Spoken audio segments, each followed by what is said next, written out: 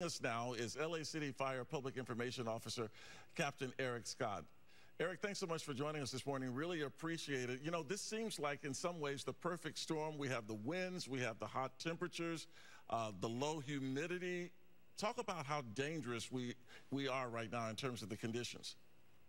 Well, good morning, and thank you for having us. You're right. You know, we've had some critical fire weather over the last weekend. Everybody's felt that heat.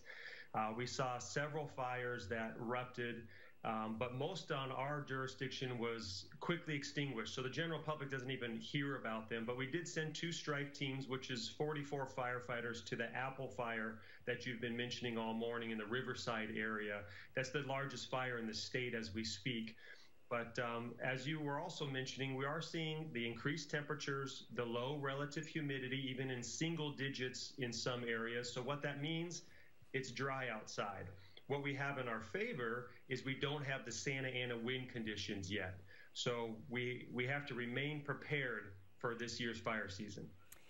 Captain Scott, you know, fighting these fires is difficult during normal circumstances. Now you factor in a pandemic, and that certainly complicates things. How are things being done differently now? Well, that's been a big concern. You know, annually we put together a very large compilation that we call a brush bulletin, and it explains all the operations, policies, and procedures that we go through. And in the last 15 years that we've done that, we've never made more changes than we have this year due to exactly what you mentioned with the coronavirus. Because when we build our own little encampments, they can be a potential breeding ground for a fast-moving and spreading virus. And so we've had to take a lot of different actions, from being really heavy on the aerial support, that using helicopters that go out. You've all seen our big morning operations briefs where you have hundreds of firefighters huddled together to find out what happened overnight and what their operations are for the next day. We're breaking that up. We're doing video conferencing. And a lot of the basic stuff that we tell the public to do, we have to do ourselves. We have to socially distance. We have to wear a mask. We have to maintain proper hygiene.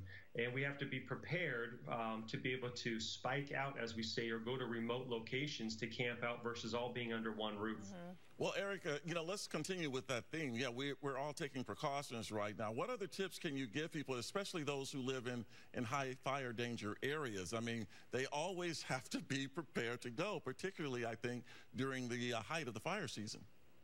No, you're right. And what no one wants is a repeat of the 2018 fire season. That was very historical.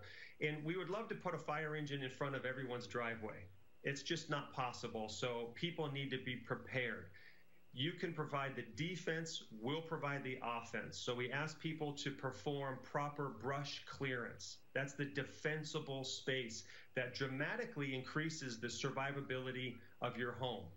But the thing sometimes we're seeing people forget is they're maybe not performing that safely. They're well-intentioned homeowners, they're performing that brush clearance, but they're actually starting a fire. So if you're using a lawnmower with a metal blade and it hits a rock, we've seen that cause a fire.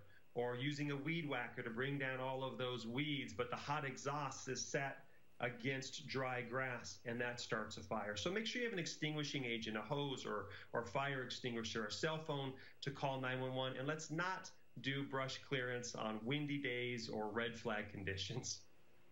Captain Eric Scott, great information. Thank you so much. I know how busy you are for taking the time to step away and chat with us. Really appreciate it. Have a great day. Stay safe. Our pleasure.